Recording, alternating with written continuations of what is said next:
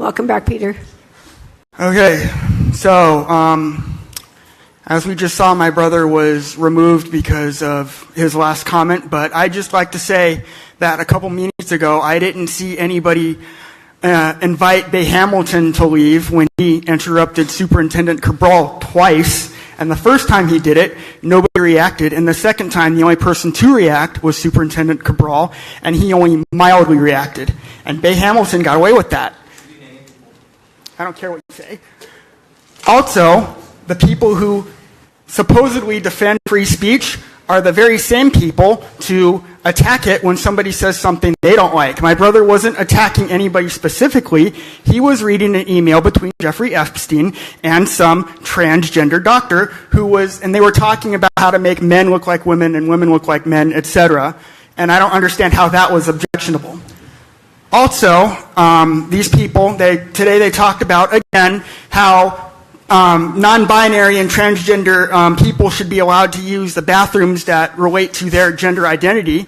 But quite recently, a couple years ago actually, still fairly recent, a student named Hunter Heckle in Virginia County raped 2 female students at 2 different schools, and he got away with it for a long time because he identified as a trans girl, and the school didn't want to publicize that a trans girl raped actual female students.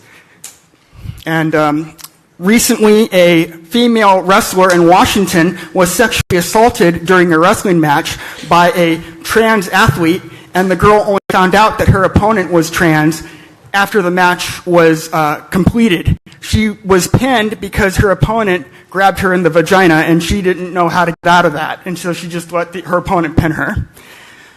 These people will occasionally say something that I agree with, like how the school board should cut from the top the administrative positions instead from the bottom, but then when it comes to looking for ways to cut expenses, but then they undermine those positions by whining about how we need to affirm everybody and fly the pride flag publicly and affirm the sexual orientations and gender identities of students. How is that actually helping students learn? All that's doing is feeding vanity and ego. Okay? Children naturally are hyper-focused on themselves, and they have to be taught how to not be that way. And the so-called adults in the room are actually encouraging them to become little monsters who only care about themselves and nobody else. Thank you, Peter.